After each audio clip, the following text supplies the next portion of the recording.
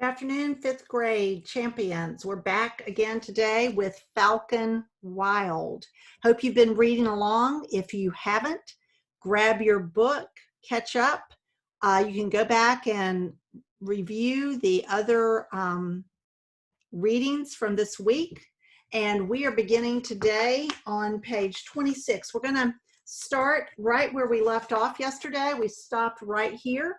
I'm going to read the paragraph right before that and continue. All right, we are on page 26.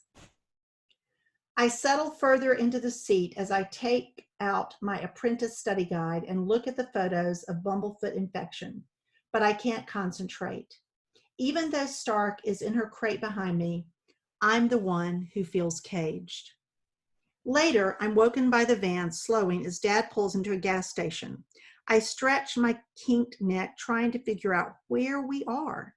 The sharp silhouettes of two mountain peaks rise up in the distance. I grab the phone from the console in front of me and text Mom. Almost at Freehold. What's the world record for longest I Spy game? A moment later, she responds, glad you're having fun. Call me when you arrive. Love you.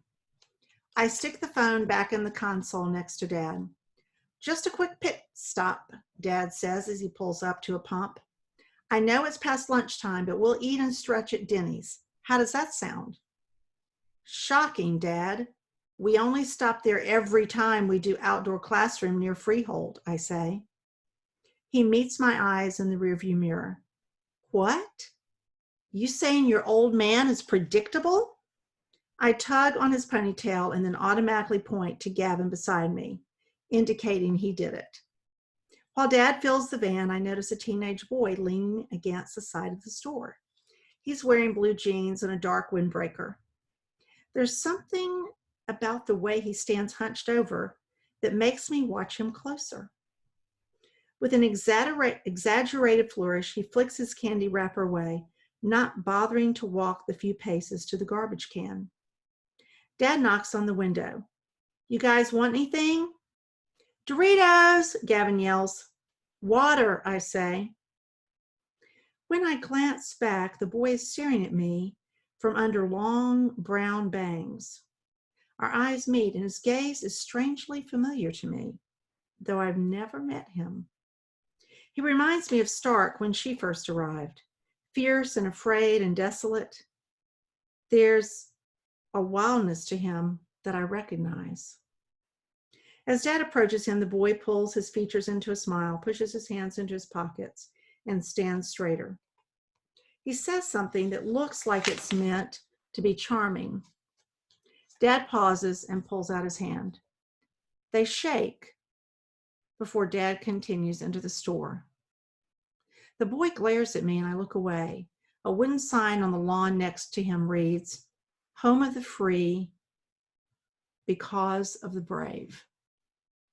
When I glance back, the boy is gone. A few minutes later, Dad returns with a bag of snacks. He passes my water to me, hands the bag to Gavin, and buckles in. Save those for after we eat, Gav. We pull out into the highway again, and just as I'm about to ask Dad what the boy said, I see him. He's walking backward along the side of the road with his thumb sticking out. Oh, that kid asked me for a ride back there, Dad says. Stop! I scream as we pass the boy. Dad slams on the brakes, pulling us over to the side. What? What's wrong? He whips his head around to look at me. We have to help him, I stammer. Maybe it's because he's my age. Who knows? We could be at the same school next year. Maybe it's because he reminds me of a lost falcon. I just can't leave him there. Dad fixes me with a stink eye, but by then the boy has walked up to our van and is peering in the window. Dad slides the window down, heaving a sigh. Hello again. You need a lift, son? Yeah. Where are you heading? His voice is gravel. Just a ways down the highway here, not far. Dad's eyes me in the rearview mirror. He is going to kill me later. I can feel his mood like a living thing. The boy opens the side doors. I hastily unbuckle my belt and slide across the seat. For some reason, I glance back to make sure Stark's all right. She's perched in the same position as she started in. The boy stares at me from the door. Gavin, come up here with me, Dad says. Front seat, Gavin cheers as he climbs over the console. The boy breaks his piercing gaze to stare at Dad with an offended expression. He slumps into the seat beside me. Sup, he says. Sup yourself, I say, not exactly sure what that's supposed to mean, but I don't want to sound dumb. That's karma, Dad points to me. Gavin's eyes are round as he takes in everything that's happening. I'm Henry, and this is Gavin, Dad says. What's your name? Cooper. As in Cooper's hawk, I ask. Very cool, short-winged bird. Well, all birds are cool, but they're cunning predators. His eyes are hard, and that expression on his face makes me cringe. I've seen it before. It means I talk too much around you people. Cunning predators? The boy asks. Good hunters. They fly really well. All accipiters do. They're swift-winged birds. Cooper's hawks are related to sharp-shinned hawks and goshawks. You've heard of those. Cooper, as in my name is Cooper, he says, then adds under his breath, and yours is crazy. Cooper, Dad's voice is tight. Are you on your way home? No. And the tone of his response slams the door on any further conversation. An awkwardness descends over us. I shuffle in my seat. I meet Dad's eyes in the rearview mirror and feel a tightness in my belly at his look of discomfort. So, do you go to school, I ask, turning toward the boy. He stares at me a moment, then lifts one eyebrow. Because, well, I'm just asking since we don't go to school. Nope. We're homeschooled because we have to be home to run the Birds of Prey Education Center. Ever heard of it? He's about to speak when Stark chooses that moment to vocalize. Gee, gee, gee. Cooper jumps. What the what? That's Stark, I say. She has special genes. Cooper peers at the box with a confused expression, so I elaborate. She's a gyrfalcon, part of the long-winged family. She has a spectacular color morph. I mean, it's special for you to be pure white like that. They can be brown, black, or silver. They're an Arctic bird from Greenland or Iceland, or so they blend in the snow. And you should see how her color sets off her dark eyes. She's one of the prettiest birds I've ever known, and I've known a lot of them. Huh. He's eyeing me closer now. He takes in my frizzed out hair and my t-shirt that reads, "Do not make me use my falconer's voice." I usually pat my hair to smooth it. Cooper's gaze finds my book, still open to the bumblefoot infection, and he wipes his hand on his jeans as though the photos were contagious. Oh yeah, those photos, I say. Yours are more susceptible to diseases and stuff. I had to read up on it after I found Stark. Right, Cooper says. Stark's my bird. Well, she was. Talking about Stark makes my voice shaky. She was my lure demo bird, not mine for falconry. As I say this, an unexpected yearning comes to me, and I imagine hunting with Stark. I would have loved the chance to hunt with her. I haven't got a bird for falconry yet, I continue. First, I have to write an exam to get my apprentice license. Then I start my apprenticeship with my Aunt Amy for 2 years. We start with trapping a red-tailed hawk. The license allows me to trap and hold one raptor for the purpose of training and hunting. They're easier to handle than long-winged birds, and using a wild-caught for falconry is best. They make great hunting partners. Cooper remains silent. So I continue.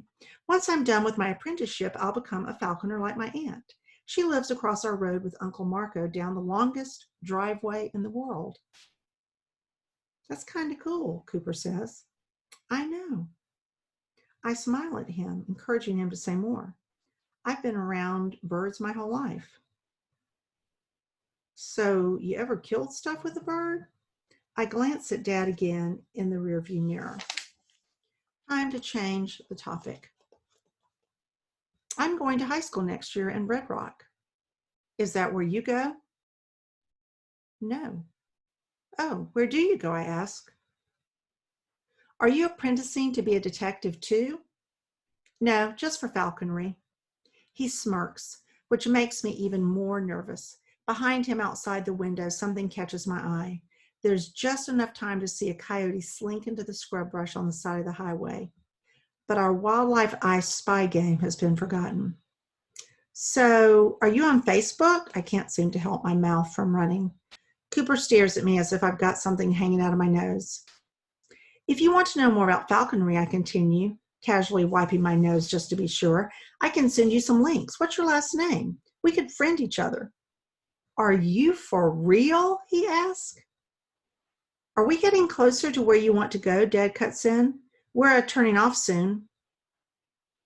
Actually, Henry, I'm going much farther. Cooper leans over the console toward him and points ahead out the window. Well, unfortunately, we'll have to drop you off here since we're turning at the next road ahead. Dad slows the van as he talks, staring into Cooper's eyes through the rearview mirror. I'm sure you can find another ride.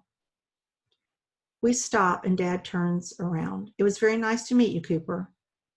The silence hangs between them for a beat. Cooper stays rigid, as if teetering on the verge of a decision. It makes me tense, too. In fact, all four of us sit frozen in place, staring at one another. Cooper opens the door and leaps out. He heads directly to the back of the van. And I'm wondering if he is looking to come in the back and release Stark or take her box or something. I scramble over the seat to protect her. All I see through the window is the top of Cooper's brown hair blowing in the wind. Dad unbuckles his seatbelt and leans way over Gavin to peer out the open window. What are you doing back there, son? I'm not your son. Cooper straightens and starts marching along the van, passing us and continuing on ahead. Once he's on the highway, he turns, scratching his chin with his middle finger and staring at Dad with a challenge. He sticks his thumb out and begins walking backward down the deserted road. Oh boy, Dad says. He straightens and puts the van in drive. We pass Cooper as we accelerate. I feel strange, as if he were a wounded bird that needed help. But we set him free too soon. That's a very compelling chapter. We will start tomorrow on chapter 5, page 34. Thank you for listening and see you tomorrow, 5th grade champions.